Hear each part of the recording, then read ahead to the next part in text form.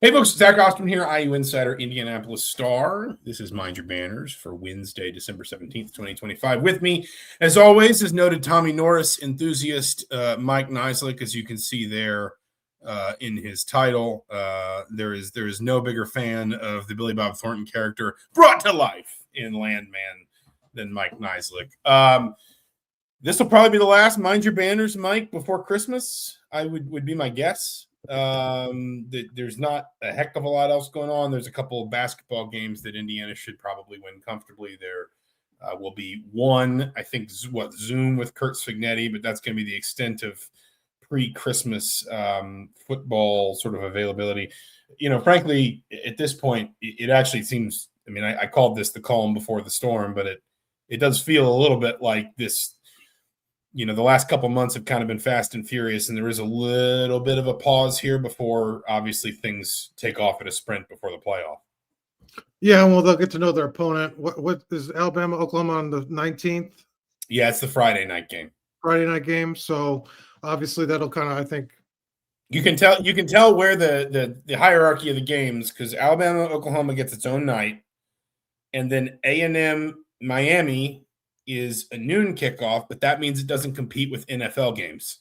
And then the two G5 games compete directly with the NFL. I saw someone on Twitter saying, oh, well, college football is a much more entertaining product anyway. And I said, well, I might agree with you to a certain extent on that, but I don't think the ratings are going to. So Indiana will have a little bit. I mean, we're talking 12 hours of extra advance notice of who they will face in the Rose Bowl. Yeah, but I mean, that kicks off, I think, when Kurt Spagnetti talked about that kind of sort of is the change, right? The marker that once they get an opponent, they'll kind of dive in and get really back to work. You know, they're not doing like full scouts of both teams, so they're kind of waiting for that moment as well. My phone's on. I don't know where it is.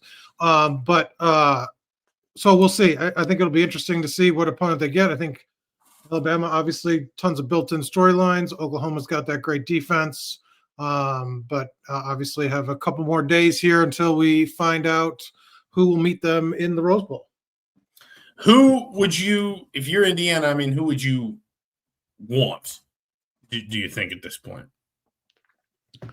I don't know. I think both teams are flawed in certain ways. I think Alabama's sort of and I think we talked about this on the last one. They're not playing their best football. Maybe having a little break here helps them kind of refocus. But at the same time, I think Oklahoma's offense obviously might be the weakest sort of unit of the two teams, you know, in terms of defense, offense. And so, like, you know, there's probably, if you can get to 21 points or 20 points, you probably win that game, you know, with the defense Indiana brings to the table. So I think it's, you know, I don't know necessarily that there's like a team that you're scared of in this moment for Indiana or you're worried about. I mean, and the flip side for Oklahoma, maybe the best unit out of that group is the defense, right? So it's an interesting juxtaposition there. But if you maybe think that which team has the most holes right now, maybe it's Alabama just based on the way they're playing, but I don't know. Yeah, I mean, if you go back and look at that, and I tend to agree with you. And there's one reason why in particular. If you go back and look at that Oklahoma-Alabama game, Oklahoma won in Tuscaloosa on November 15th, so a month and 2 days ago. Alabama outgained Oklahoma 406 to 212 in that game. They more than doubled Oklahoma. In fact, they about 2.5 times more passing yards. They averaged more yards per play. They had almost twice as many first downs. They ran 24 more plays, which is like a huge number. But I think Oklahoma had a pick 6 in that game. And this is probably the game, other than maybe the SEC championship game, that when you do sort of say it seems like Alabama's not necessarily been at its best lately, maybe the game that people are referring to. I would go with Oklahoma because I think what you're trying to say there, and I agree with, is the path to beating Oklahoma is a lot more linear, which is just Oklahoma is really going to struggle. Like if you look at what Oklahoma's done against anybody with a good defense this season, I mean, they only put up 6 on Texas. They only put up 17 on Missouri. They only put up 17 on LSU. like if you can get to, like you said, 21, 24, 28 points, history, I mean, just of this season tells us that's going to be a hard number for Oklahoma to match, unless, of course, you give them, they do kind of feast on turnovers. I believe they had a pick six or some kind of turnover for a touchdown in a game they won at Tennessee earlier this year as well. Turnovers are a little bit random. Good defenses tend to force them, but they're, they aren't necessarily just something that can be baked into a game plan. Whereas I suspect that if Alabama went and won this game on Friday night, it would take the kind of effort that would leave Alabama coming out of it feeling very confident in itself, if that makes sense. That it would take a sort of effort that would maybe suggest to us that some of that sort of late season slump we saw in Alabama did get fixed between the SEC championship game and the first round of the playoff. And then you start to get into Alabama's got the better quarterback. Alabama's got the better skill players. Alabama is going to have athletes on both sides of the ball. And Alabama is going to be in a position where if they do come into that game confident, maybe a little healthier, maybe in some better rhythm, they can make some plays on you. And suddenly, they're stressing you in a way I'm just not sure Oklahoma can, because I think Indiana can make Oklahoma more one-dimensional between offense and defense. When I do my schedule predictions at the beginning of the year, I know I've mentioned this to you. One of the things I think is just I ask this question of like, who has a better coach, who has the better quarterback, who has home field advantage. If you're asking me for Oklahoma, I think the answer to the first two is Indiana, and the answer to the third is null and void because it's a neutral site game. If you're asking me with Alabama, I probably still lean Indiana, but I think the Kalen DeBoer, Ty Simpson sort of axis probably stacks up better with the Kurt Signetti, Fernando Mendoza matchup. And I just think that that Alabama is a team that is more sort of multifaceted in how dangerous it can be. Yeah, I mean, I think what scares you about Oklahoma, I mean, when you look at sacks, Oklahoma's tied for first in the country, 41. Indiana's not far behind. They have 39. And then tackles for loss, Oklahoma first, 115. Indiana second, 112. They create havoc like no team Indiana has seen this season. And that offensive line we've talked about, sort of, if you're talking about question marks for Indiana, is probably at the top of the list. Who will it be? What does that group look like now? And what is the strongest starting five there at this point? Do you have a clear answer? And when we've seen them struggle, and it's like a line I keep repeating. It's like it's when teams get pressure, and Alabama's not going to get the kind of pressure Oklahoma does. That's, I think, very clear. And so, that is something to be mindful of when, I think the source of Indiana's struggles on offense is when they allow pressure, and Oklahoma has been a team that's not, no team has slowed Oklahoma down. Their front seven, it's just been, I think you mentioned it's kind of up there with, best in the country. They've had 4 or more sacks in 1, 2, 3, 4, 5, 6, 7 games this season. I mean, that's significant, right? I mean, that's huge. And Art Mason Thomas is back. They're a really good defensive end. He's going to play this weekend, is my understanding, against Alabama. So like that, that's. They had, I mean, what's pretty incredible. 1, 2, 3. They had a scheme of 6 straight games where they had double-digit tackles for loss. So I mean, and the part of it, when Indiana is one-dimensional with the run game, it tends to struggle a little more, this season. And so I just think that, that's kind of, I think, what's scary from an Indiana perspective about Oklahoma. And it's been kind of the whole season for Oklahoma. Their opponents obviously have not fared well against that front seven. That's what kind of got them to the playoffs. I mean, carried them literally because they don't have an offense, or you're not a very good one.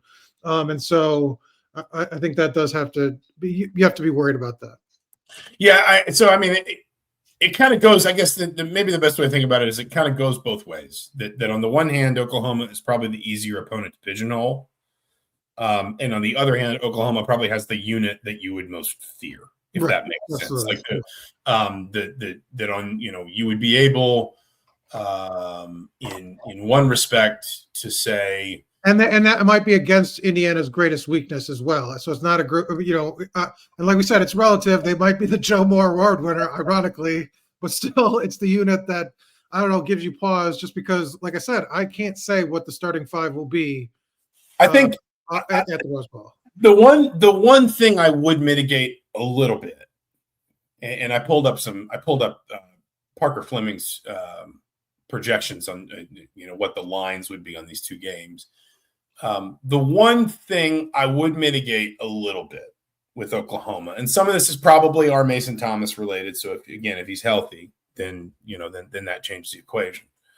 There is a pronounced difference in their defensive performance depending on who they're playing. So, they aren't horrible defensively against Texas, but they give up 300 yards. They lose the game by 17. A lot of that is defined by the fact that Mateer is clearly not healthy because he suffered, what was it, like a thumb injury or a hand injury, and he had to have surgery, and he came back, and he clearly wasn't sharp.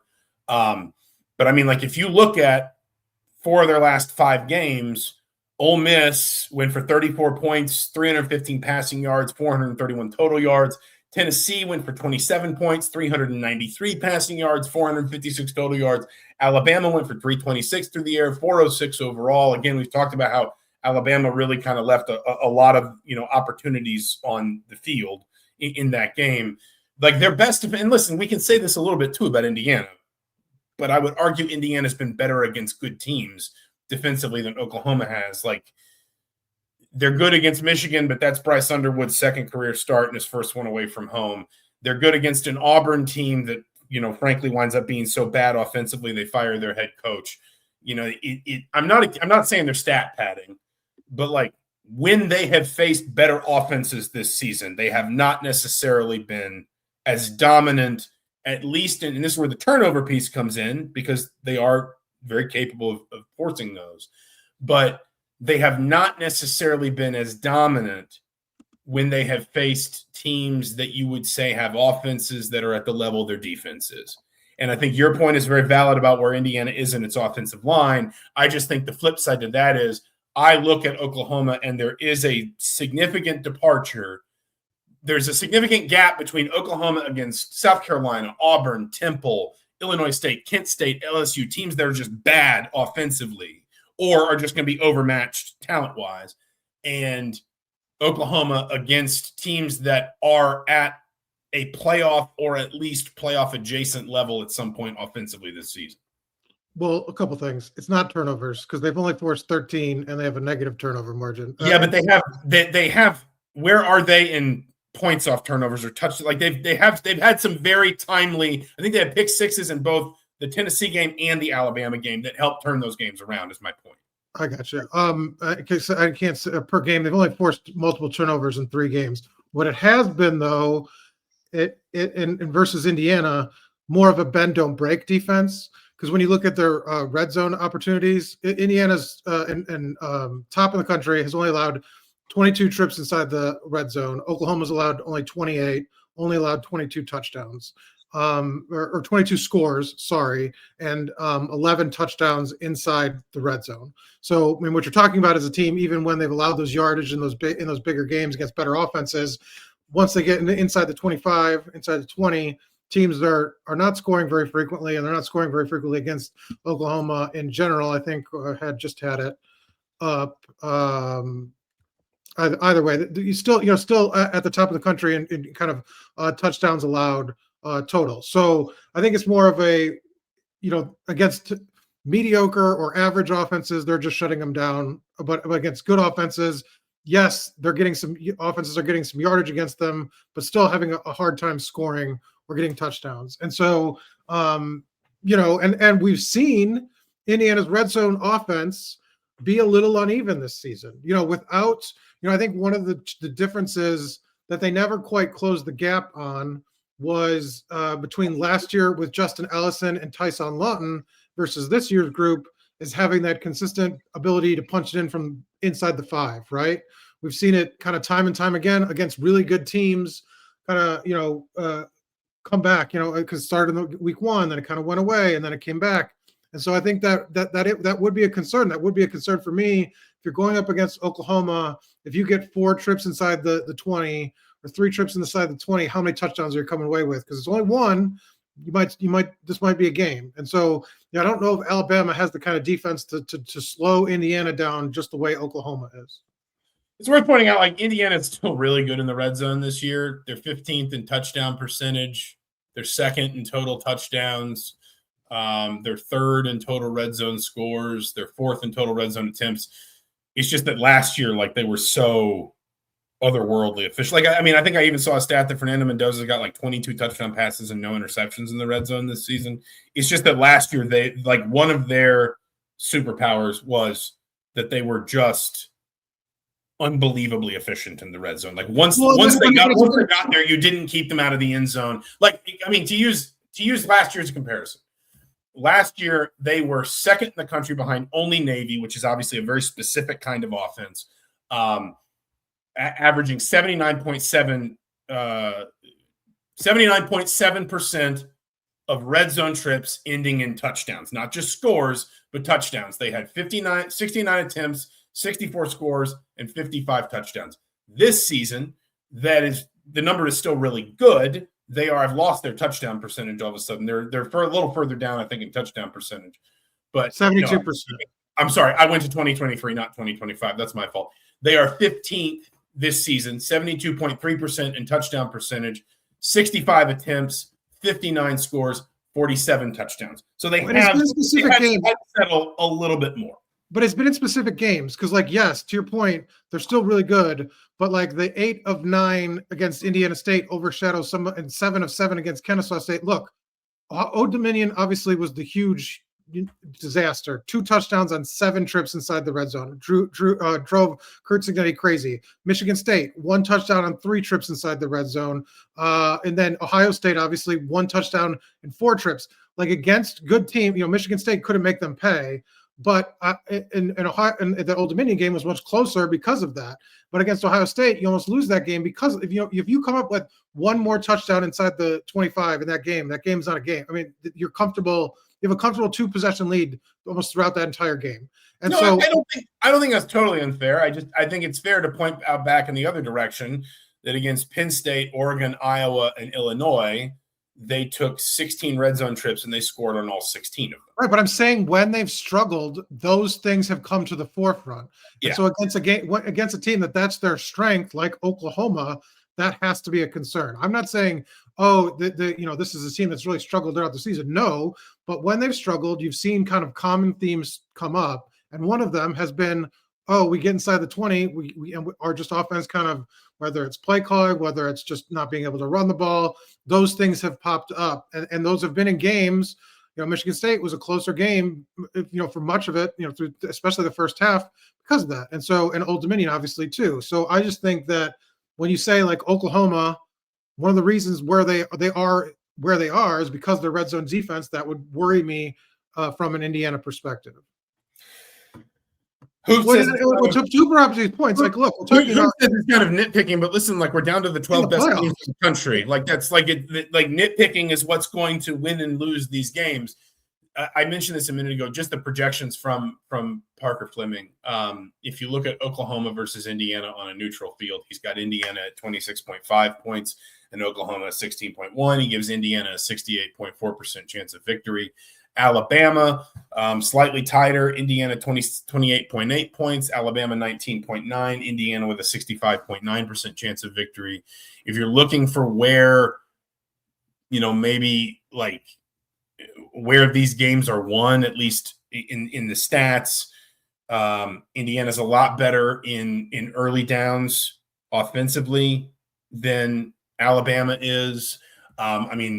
Oklahoma's offensive profile is just a mess. I think it's pretty obvious where the gap is there. Like, Oklahoma just, again, you want to go back to like what Oklahoma has done defensively this season. I would also point at what Oklahoma has not done offensively. Like, they have really struggled consistently to get more than even 21 to 24 points out of their offense. There have been some games that there have been some games where they have been very sort of, again, opportunistic in terms of like maybe a turnover that sets up a short field, or, you know, the memorable one is the pick six against Alabama in Tuscaloosa.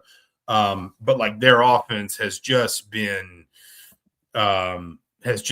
even once Mateer's gotten healthy, and I don't know if maybe you feel like with some time, Ben Arbuckle, their offensive coordinator, can scheme some things up, but he's probably going to have to show that in the Alabama game. You would think if he's got it. Their offense is just not very good at all. Well, ironically, Hoop asked for their red zone efficiency numbers. Oklahoma's first in scores. They've had 32 trips inside the red zone and come up with 32 scores, 100%. So, yeah, because but they have less than half of the trips that Indiana does. For like that's what you always. Like the formula is very clear for them, though. I mean, they've got to hold teams less than 25 points, 20 points, and then fight it out. But that can be a scary opponent because, like, look, if they're firing on all cylinders defensively, and you get in that kind of dogfight, it could come down to a field goal at the end, and that's not where you want to be. I still think Indiana, like you said, double-digit favorite will be.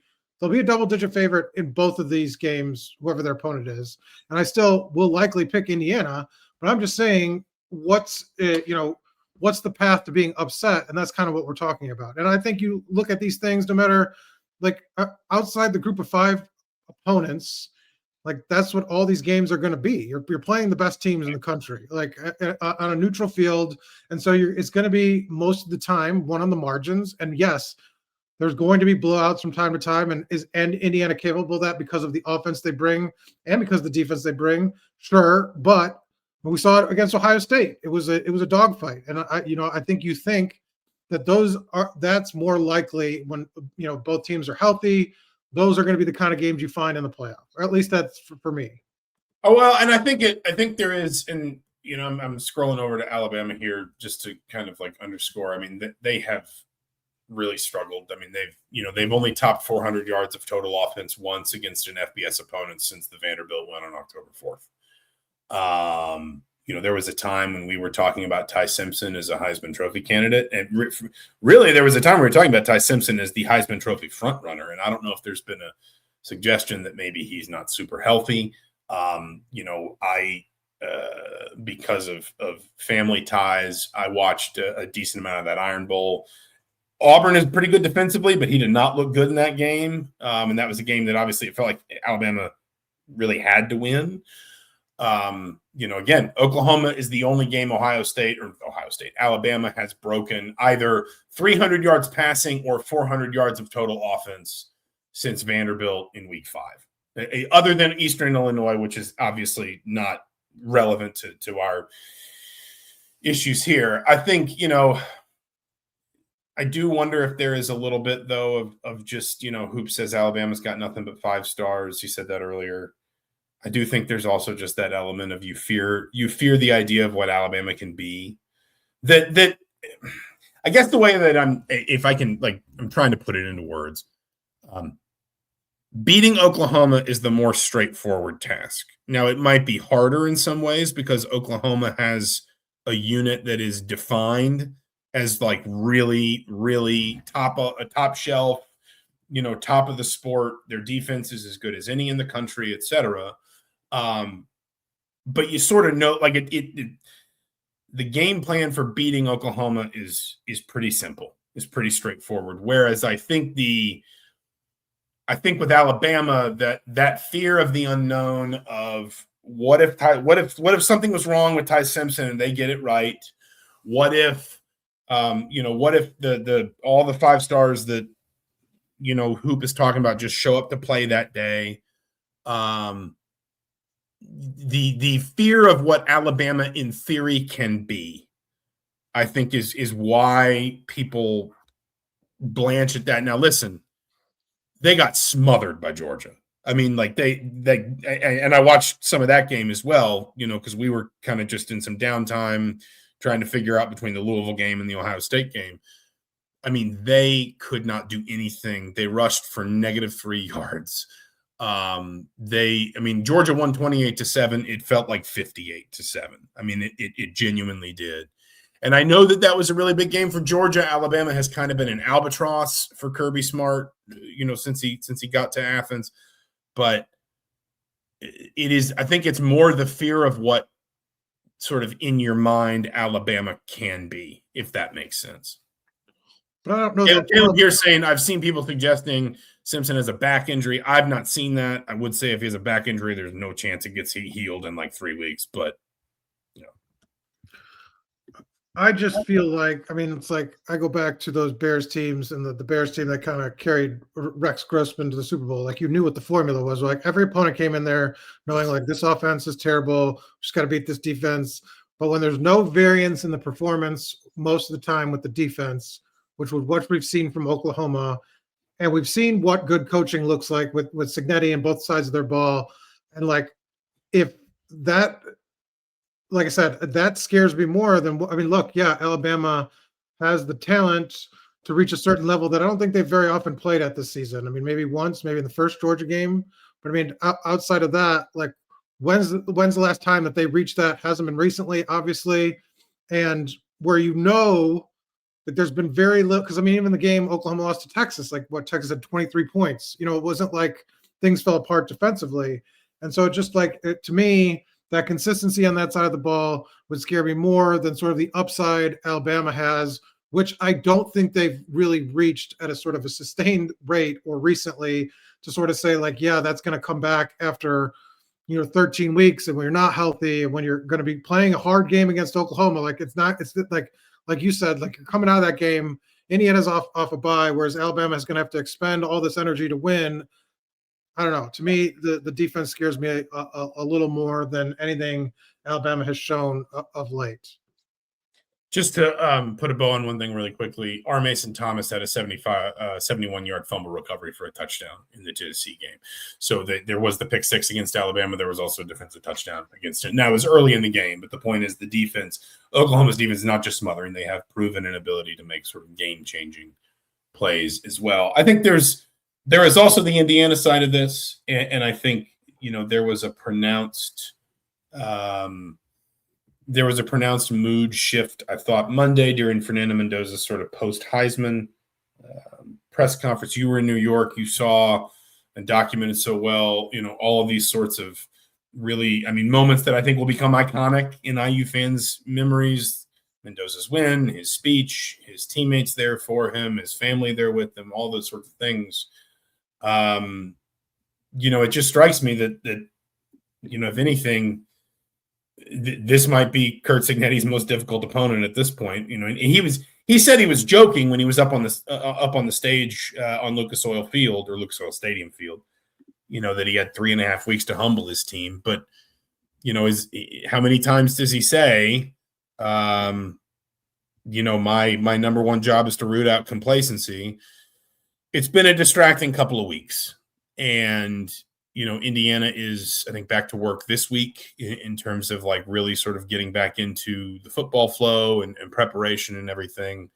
But I think, I'm fascinated to see how Curt Cignetti approaches just to what extent does he feel like he needs to try and get his team's attention again? Because he's talked about this before too, that sometimes if you overplay this kind of stuff, it can wind up becoming a self-fulfilling prophecy that you can wind up kind of putting it in guys' heads that this is a problem, and then it just sort of consumes them. But I think, just kind of like moving on, getting back to football, I think is going to be an important sort of a phase of this that Indiana really needs to master, I guess. Yeah, I don't know. I think that's a little overblown just because like they've met every moment like that's been over the last 2 years, like not overlooking weaker opponents to me, and never sort of falling down that, trap game hole. It's like as Cignetti kind of puts it, it's just like they've shown an ability to move on and ignore sort of that kind of component of it. I think that these moments are, it was a nice sort of celebration in terms of the Big Ten title game and the Heisman, sort of a chance to sort of celebrate what they've accomplished over the last, not just year, but 2 years. But I think they'll move on pretty quickly. And this was during downtime, so I mean, like they weren't missing anything. This wasn't like at the cost of something else. Like I think would have been interesting if they were playing a first round game, how this would have looked, because the Heisman ceremony, when they kind of announce like the finalists, they say like some teams might have practice and some teams might not be able. Some finalists might not be able to make like Friday things. Like, would Cignetti have held everybody back? And I think he would have. And so I think just everything lined up to allow them to take in this moment for what it was, historic and everything. But I don't think it comes at the cost of being able to focus on the team, because they still got a ton of time left and they don't even know their opponent yet. So it's like, I still think that they're going to be able to transition just fine. And I'm sure he'll have a fun quote or two when they get back to work about doing that. But I still think he's been, he's shown Cignetti the ability to hit all the right buttons when it comes to this kind of stuff. So there's no reason to doubt him now. I'm saying you have 2 years of proof that he's done it. What would change? And because Mendoza is the type of player that's not going to be. I mean, he was already talking about getting antsy about wanting to prep, at the Heisman ceremony. So it's not like he's going to indulge or anything like that. I think the only, and I broadly agree, the only pushback I would give is that even Curt Cignetti, we are now in uncharted territory even for him. This is a level that even his teams previously have not achieved at. Someone asked about, I'll scroll back and figure out who it was. Pecan Pies asked what the defensive line looks like without Daley, and I think it's worth just kind of discussing. I know you and I have had these conversations. I don't think there's one answer. Like, I don't think it's just like Daniel and Ndukwe come on down and that's it. I know you've suggested maybe they move to more odd fronts, which was something that we certainly saw a lot from them toward the end of last season. I have wondered if in certain situations they might kick a player like Mario Landino, who played on the edge last year, outside. I certainly think getting Mikhail Kamara healthier, fitter, sharper, whatever, because there's kind of been this suggestion that he's been playing with an injury, but I think Curt Cignetti is, stop me if you think I'm wrong, but I think he's made it clear he doesn't think it's all the injury that's maybe not been that's maybe been holding Mikhail Kamara back at times this season. I think there are a few different answers to this, and the question is basically which ones does Brian Haynes think are the best ones, and the ones that maybe we see the most for Oklahoma and moving forward. Well, Oklahoma, Alabama, and moving forward. Yeah, and I don't know Alabama's offensive scheme very well, or Oklahoma's, like what they do. Like, the reason we saw a lot of 4-3 looks with Ohio State is when a team runs 12 personnel with 2 tight ends. Indiana likes to have 3 linebackers on the field. So some of what Brian Haynes kind of cooks up will be dependent on what both Oklahoma and Alabama do. I still think the most straightforward thing is to just, Ndukwe gets sort of the most snaps. And then if he limits you in which on that side in terms of production, you just, Brian Haynes has shown he can blitz and bring a lot of pressure that way if he wants to. He's kind of held back in that way this year, I think, and let kind of the front 4 or 4 guys get home a lot of the time. But he's can try it that way, and some of the schemes and disguises and things that they do, stunts. Especially with Kamara, who's very comfortable with that, and the defensive tackles.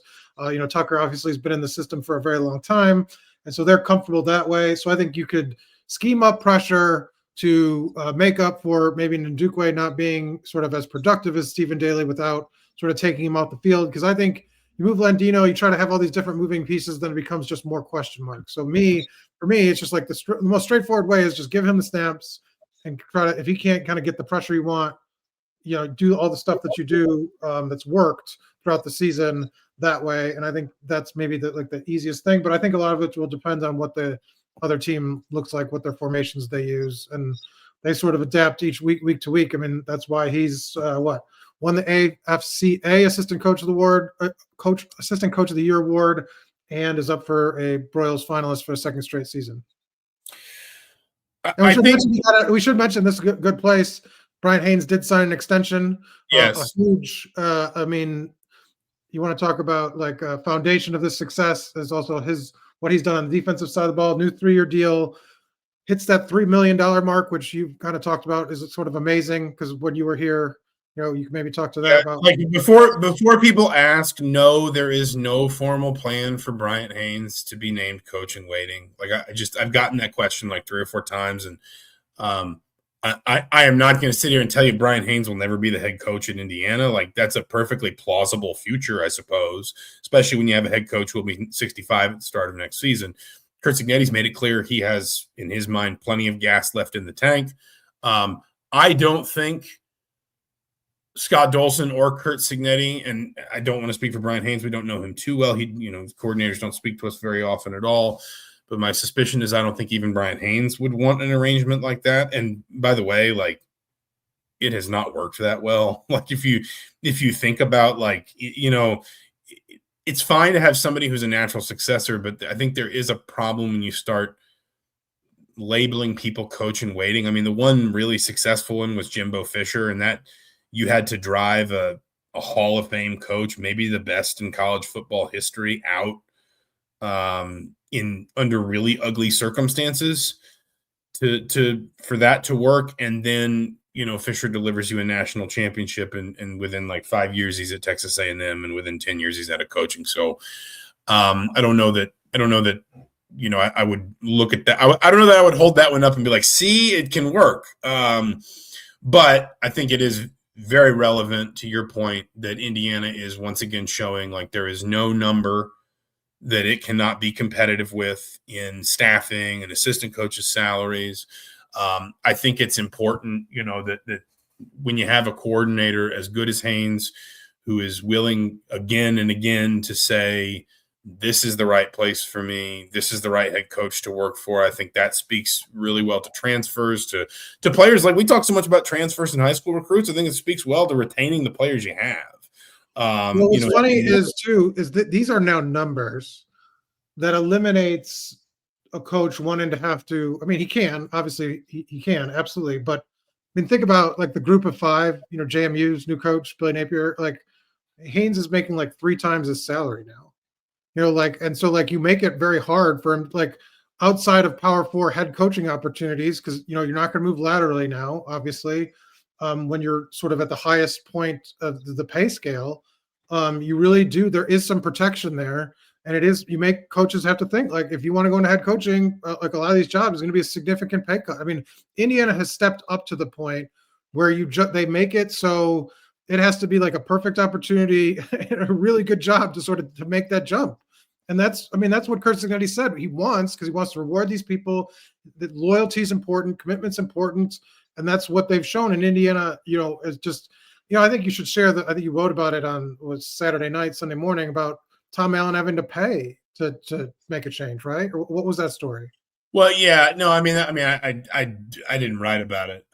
But I mean, people will remember when Tom Allen wanted to make a change at coordinator and remove Nick Sheridan after the 2021 season.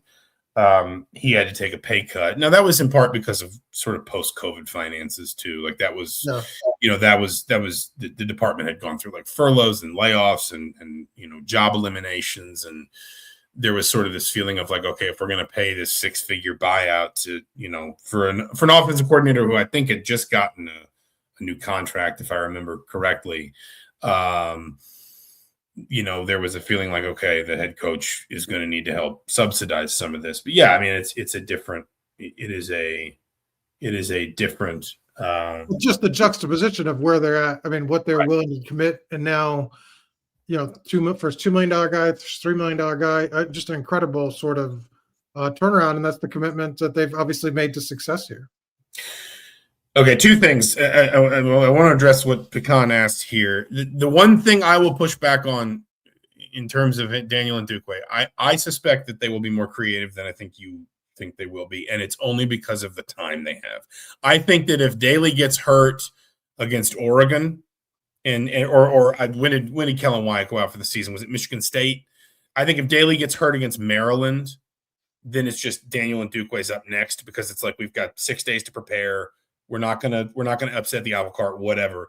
I think given the best part of a month, I suspect Brian Haynes will have some stuff installed, and especially because he has some very experienced players in that defensive front. Like, it's not like they're doing this with only transfers. There's guys that have played their entire careers, second, third, fourth, fifth year players that have played their entire careers in that defensive front. I think he would trust that he can get creative and those guys can handle it. So I think we'll see plenty of Daniel Ndukwe, but I just think I would not be shocked if we see a bunch of stuff that maybe we have not really seen because Haynes has the time.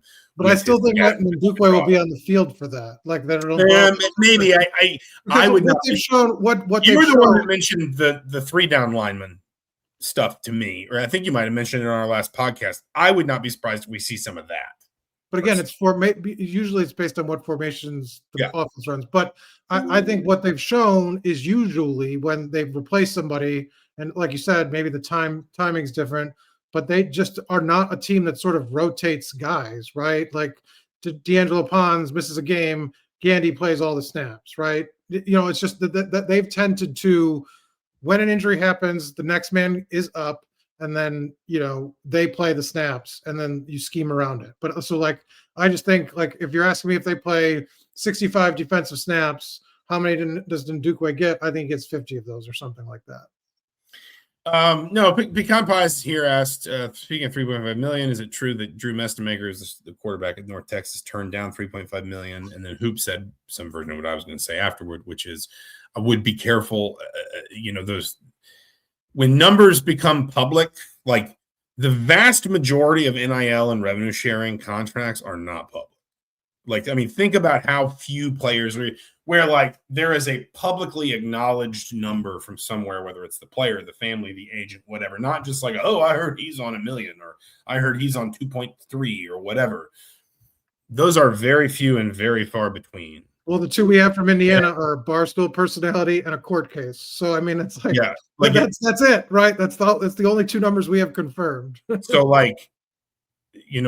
when you're seeing these numbers thrown around, remember that there's probably a reason someone is willing to put a number next to a name.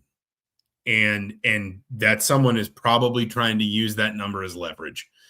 And I would just be very wary in a world where, and believe me, we push to get more transparency in this, and we'll see if that, more of that develops as time goes on.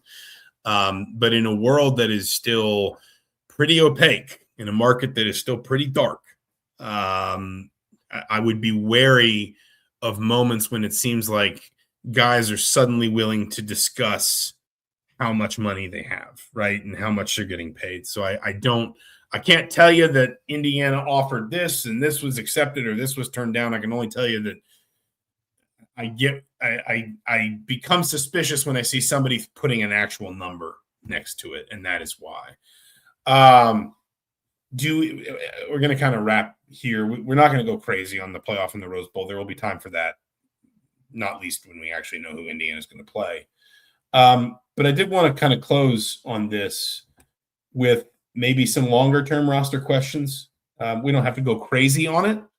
But I think that, the questions about quarterback and the quarterback market, and someone asked, is Alberto Mendoza the 2026 quarterback? I think it's worth at least just casting one eye into the portal conversation, because we know it is ongoing. Even as Indiana is preparing for the Rose Bowl, they have to be preparing as well for the portal. It's the window's gonna open early next year. I could sit here and give you probably, I would say, about 14, 15 they would need to add. But I'm curious if what are the positions that you think are going to command their most time and attention in the portal? Well, I think one interesting thing, and I didn't get to follow up on it with Signetti. He mentioned we had 3 opportunities to talk to him. I think he mentioned this on the Zoom. The first Zoom he had when he was talking about the playoffs is that the first thing that they were going to try to do was have the conversation with the players about retention.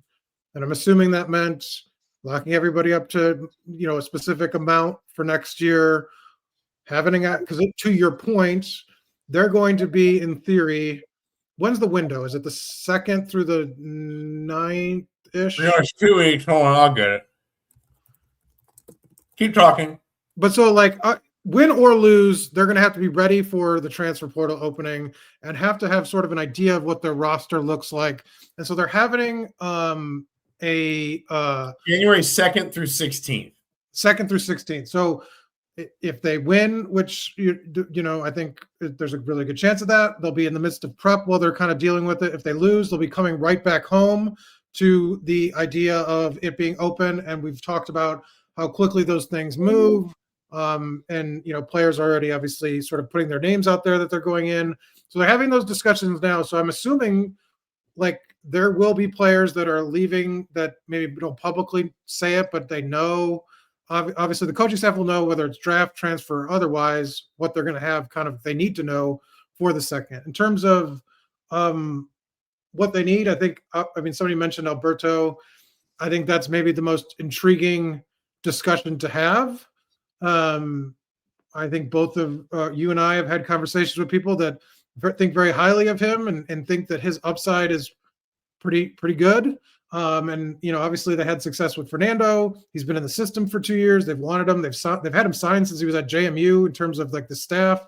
So obviously they believe in him. So setting that off to the side, I think that's 1A. And well, here, let me give you my. Can I give you just my raw total? I did a little list while we talked. One quarterback, and we can discuss at what level, but one quarterback, one running back. I forgot about Lee Beebe until someone reminded me about him yesterday. So I think one running back because you've got Beebe and Martin back.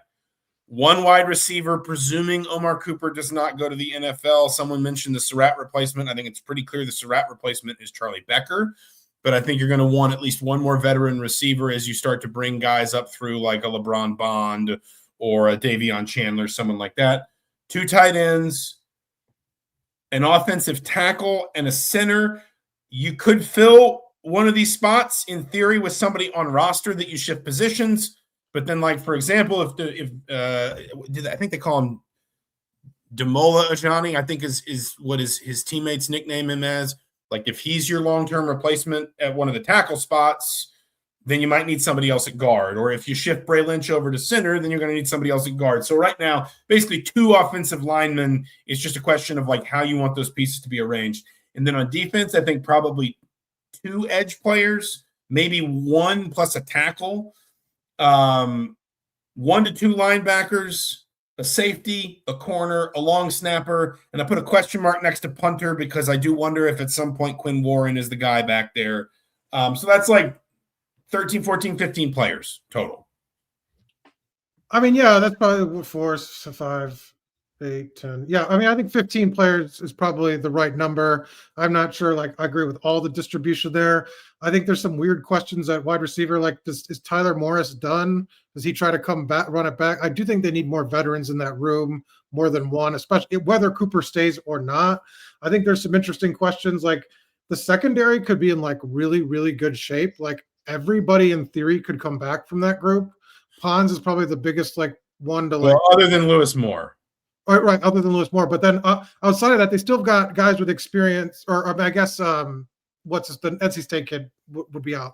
But 3 out of the 5. And so with your Byron Baldwins and your Jaja Boys. Knighton on the bench, you've got Andy on the bench. You kind of set that room up more for the future than you did anywhere else. I think linebacker, you're really, really in good shape. And then I think the biggest position behind quarterback for me is defensive line. Landino's probably the guy of the future, but who else is sort of in that mix? Tucker has eligibility left, obviously. But outside of that, you're really going to need help. So receiver, defensive line, and quarterback. But I think quarterback is obviously where sort of the discussion starts and ends. Somebody said Alberto has said he'll leave if he doesn't get a chance to start. I never have seen anything like that, to be honest. I think he'll want. I just think at a minimum he'll want a chance to compete for the starting job. But I don't think there's any reason he shouldn't have one, having been in the system 2 years, having gotten some experience. Obviously not necessarily a ton of meaningful snaps, but he played 4th quarter in 6 games. And so, there should be every reason he's at least allowed a chance to compete for the job. And Cignetti hasn't ever said, even with Mendoza, Fernando here never ruled out competition at the position. And so, but it's worth pointing out, like his high school coach, their high school coach told me a story for that piece I wrote about them, that when Fernando left, Alberto was a rising junior. They had a kid with D1 offers transfer in from another district who was a senior. And basically Alberto just pretty quickly just beat him out. So, and listen, this is it's a fascinating conversation to position like quarterback where you can only really have one. Because if you do pursue if we take those numbers as something approaching gospel, like 2 to 3 million is like a top line quarterback. Well, if you put 3 million in a quarterback and then he doesn't win the job, it's great for the competition, but is it great for the way that the money's being distributed throughout your roster? I don't know. And is there now a discussion with like salary cap? Like, one of the things I find interesting, because I covered Cincinnati before for a year, just like the idea, it was right before Joe Burrow got his whole deal and skewed all their salary cap issues, right? Like, as you put more money into, like, would Alberto save them some money elsewhere if they have so much confidence in Alberto, and he's probably not yet on an NIL deal or revenue sharing deal that's as robust as sort of like your $3.5 million guy? What does that do for the rest of your roster? Right? Like, I mean, and like, are those you can also, there are programs that have also like signed guys to I know this, have signed guys to multi-year deals and basically like said, we're going to give you, I don't know, 500 to keep you sweet this year, and then the plan is that you're the starter next year. I think Georgia Tech did this with Haynes King's backup, and then I think Haynes King's backup transferred to Florida with Buster Faulkner. But the point is, like, it is something that schools will do where they'll say, like, we'll give you a multi-year deal. First year we'll pay you a little bit more like a really well-compensated backup, and then the second year we'll pay you like a starter. Indiana 10 says, will rev share affect next year's roster? Yes, rev share is here to stay. It's not going anywhere. And that is where you kind of get into this conversation about, like, sort of the salary cap math of it all that you were talking about there. If you need 15 guys, which is still a high number, can you afford to miss or afford a luxury of, like, if you think Alberto's good or at this level or can get to this level, does it make sense to spend, like, say 3 offensive linemen? Man, I can get 2 top tier offensive lineman guys instead of spreading it out. It's just, now you have to have those discussions, and Cignetti's the guy, right? He's the GM, and so it's on him, because he said that these are the decisions he likes to make and wants to make. And so I think that the quarterback situation has sort of all these tenets that are fascinating to it because of that. It adds to it just the math of it all, and as we see these numbers rise for quarterbacks, and their confidence in kind of their system and the way they develop guys, like, that adds into it. Like, do they feel like they can get Alberto there quicker than most staffs? Because to your point, like, they identified Alberto as somebody they wanted out of high school, and they brought Alberto with them from JMU. They did not bring their Sun Belt Offensive Player of the Year with them. They, like, we all thought Jordan McLeod would just come over to Indiana. They did not bring their Sun Belt Player of the Year quarterback with them, but they did bring their quarterback. But that doesn't mean they think Alberto Mendoza is, going to be the best quarterback in Big Ten history. It just means, like, there is clearly something in him that they have liked for a long time. Yeah, I mean, basically, I actually talked to Alberto the week he committed here, and it was essentially like the coaching staff was just making sure they were coming with Cignetti, and they told him he had decommitted, and they just told him, like, stand down, like, just wait for a second, and we got you, you're coming with us. And so, like, yeah, I mean, to your point, like, they wanted this guy, and it would be strange kind of left turn to be like, well, we don't think he's the guy at all, just because I think they've invested him and they think highly of him. I mean, he was the backup this year, right? Like, they wouldn't have put him in a position to be one step away from the job if they didn't believe in him, if he was capable of it, at least this year. And so I just think it could define the rest of the offseason, like I said, because of the money, because of how you set up the offense, what the strengths are. And those are the discussions I think that they're having, obviously, kind of during this layoff before they find out the opponent. Like, if it's Alberto or if it's another guy we target, what kind of receiver, because we saw them make changes to the offense from last year to this year. And I think that they kind of build the offense that way. And they've got obviously a lot of questions. You kind of talk about running back. I mean, we thought maybe the running backs would be sort of pass catching backs because that's what they recruited, but it wasn't. So it all kind of stems from there. And then I think we'll see. I think it'll be an interesting offseason.